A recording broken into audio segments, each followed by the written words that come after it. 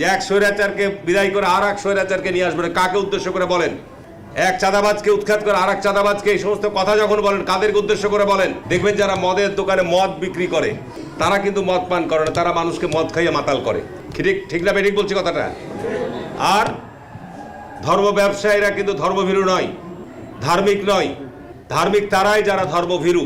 স্বৈরাচার চলে গেছে, আর এক স্বৈরাচার এই বাংলার জমিনে মাথা চাড়া দিয়ে উঠেছে। ক্ষমতায় আওয়ার আগেই তারা লুটপাট দুর্নীতি করা শুরু করেছে। আমরা বাংলাদেশে কোন স্বৈরাচার এই বাংলার জমিনে আর দেখতে চাই না, চাই না, চাই না। ঠিক না বেঠে? শুনেন, বিড়ালের মতন 500 বছর বাইসা কোনো লাভ নাই, সিংহর মতন 1 ঘন্টা বাঁচার দরকার। ঠিক না বেঠে? এই কথাটা কে বলছিল? আল্লামা সাইদি রহমতুল্লাহ আলাই। তিনি আজকের কথা রয়ে গেছে, যিনি কোরআনের কথাগুলো বলে বলে সমাজের মধ্যে কথাগুলো বলে বলে গিয়েছিলেন। মুসলমান সেই লোকটাকে জেলখানার মধ্যে রাইখা তিল তিল কইরা তারে মাইরা আজকের তিনি মরে গেছেন, কিন্তু কথাটা রয়ে গেছেন। মনে রাখবেন, মনে রাখবেন, এই কোরআনের আলোচনা বন্ধ করে দিতে কেউ পারবে না, কোনোদিনও পারবে না। কারণ এটার বাতি কে জ্বালাইছেন? একটু আওয়াজ দিয়ে বলেন, আরো জোরে বলেন কে? ওই আল্লাহর আরো জোরে মায়া লাগে একটা ডাক দেন না, আল্লাহ আল্লাহ। হাজারো চেষ্টা করেন, হাজারো চেষ্টা করো। ও যুবক, পৃথিবীর ইতিহাস খুঁজে দেখো, পৃথিবীর ইতিহাস খুঁজে দেখো। ফেরাউনের রাজত্ব দেখো। ফেরাউন ঠিক 100 বছর পর্যন্ত, 400 বছর পর্যন্ত ফেরাউনের রাজত্বের মধ্যে দেখাও। ফেরাউন 400 বছরের মধ্যে কোনো মসজিদ ছিল না, কোনো মাদ্রাসা ছিল না, কোনো আল্লাহ বলার কোনো লোক রেখে নাই, সবাইরে জবাই করছে। যখনই আল্লাহ বলার লোক ছিল না তখনই বলেছিল আনা রব্বুকুমুল আলা। তারপরও এই পৃথিবী থেকে কোরআনের আলো বন্ধ করে দিতে পারে নাই। ঠিক না বেঠিক? আওয়াজ দিয়ে বলেন। আপনি ইন্ডিয়ার দিকে তাকান, ব্রিটিশের দিকে তাকান না, সেই ব্রিটিশ শাসন দেখেন মুসলমানদেরকে এমনভাবে হত্যা করে করে গাছের সাথে জুড়িয়ে রেখেছে। মুসলমানের কোরআনগুলোকে পোড়ায়া দিয়েছে, মুসলমানদেরকে জবাই করে দিয়েছে, মাদ্রাসাগুলো আগুন দিয়ে জ্বালিয়ে দিয়েছে। তারপরও এদেশের কোরআন শরীফ বন্ধ করে দিতে পারে নাই। ঠিক না বেঠিক? আওয়াজ দিয়ে বলো। হাজার হাজার লক্ষ লক্ষ বাংলার জমিন থেকে কোরআনের হাফেজ তৈয়ার হয়েছে। ঠিক না বেঠিক? আওয়াজ দিয়ে বলেন। আহা, যতই ষড়যন্ত্র করো,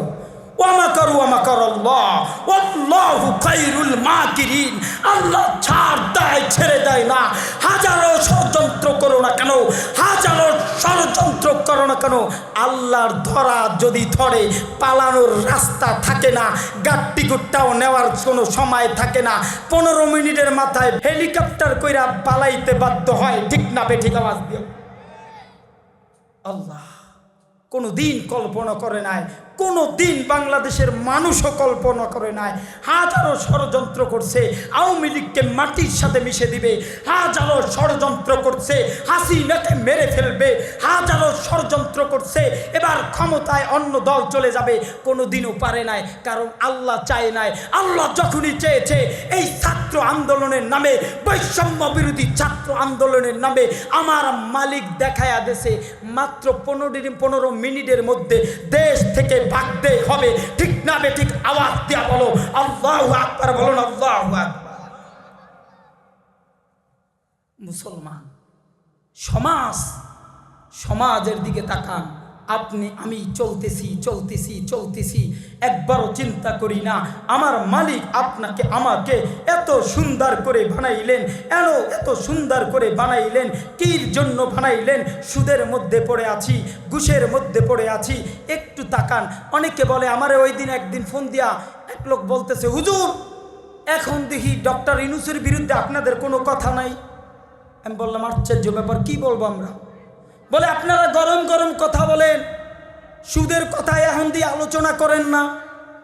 আমি বলছি আপনার কি অ্যালার্জি আছে নাকি? বলে এটা আবার কেমন কথা? অ্যালার্জি যদি না থাকে আপনি এত চুলকানি কেন? এই বেটা সুদ খায় না, ঘুষ খায়, এই বেটা সমাজের মধ্যে রাষ্ট্র চালাইতেছে। আপনার মতো লোক না।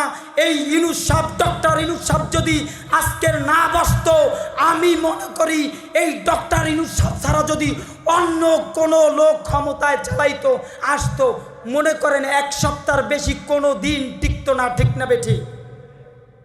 বেড়ায় ক্ষমতায় আসছে, এখন বেড়ারে নামানোর জন্য বেড়ার থেকে তাড়াতাড়ি কিভাবে তারা আজকে ক্ষমতায় আসার জন্য সবাই পাগল পারা। আমি আপনাদেরকে মেসেজ দিতে চাই, আগামীর বাংলাদেশ, কোরআনের বাংলাদেশ গড়ার লক্ষ্যে আপনাদের ভূমিকা আছে। এই ভূমিকাটা কি? আমি এই কথাগুলো বলি, শেষ করব। মনে রাখবেন আপনার এবার যদি ইসলামী দল ক্ষমতায় না আসে, কোরআনের আইন যদি প্রতিষ্ঠিত না হয়, আর কোনোদিন এই দেশে ইসলাম কায়েম হবে না। এই দেশে মুসলমান আজকের এই মুখে তালা লাগানোর কারণে আজ সারা দেশে একটাই মুসলমান মার খায়, কারণ মুসলমান সেই আল্লাহু আকবারের ধ্বনি বন্ধ করে দিছে। ঠিক না বেঠিক? আওয়াজ দিয়ে বলো। ও মুসলমান, আপনাদেরকে একটু পিছনের দিকে নিয়ে যাই। এদেশে যখন তাসলিমা নাসরিন আল্লাহর সাথে নাফরমানি কথা বলেছিল, তখন এদেশে আল্লাহু আকবারের ধ্বনি দিয়ে রাজপথে যখন নামে তাসলিমা নাসরিন আধারে অন্ধকারের আধারে পালায়া যেতে বাধ্য হয়েছিল। ঠিক না বেঠিক? অথচ আজ এই মুসলমান, একটু তাকান, সারা পৃথিবীতে মুসলমান মার খায়। এর একটাই কারণ হলো মুসলমান আল্লাহ থেকে দূরে সরে গেছে, মুসলমান রাসূলের জিন্দেগি থেকে দূরে সরে গেছে। এর জন্য মুসলমান রাস্তাঘাটে মার খায়। ঠিক না বেঠিক? আওয়াজ দিয়ে বলে। সম্মানিত বন্ধু, আজকে দেখেন, এই যে আজকের ঘটনা দেখেন, আজকে 2টা দিন পর্যন্ত সেই ভারতের বর্ডারে আপনারা দেখেন, তারা আমাদেরকে এমনভাবে আঘাত করার জন্য, তারা বড় বড় সেই সন্ত্রাসী করার জন্য যেই সমস্ত অস্ত্রর দরকার, তারা বর্ডারের ভিতরে চলে এসেছে। বাংলাদেশের মধ্যে ঢুকে তারা এদেশকে আবারও হাঙ্গামা বাজিয়ে এদেশের মধ্যে ঢুকে এই বাংলাদেশকে একটা অরাজনৈতিক সংগঠন তৈরি করতে চায়।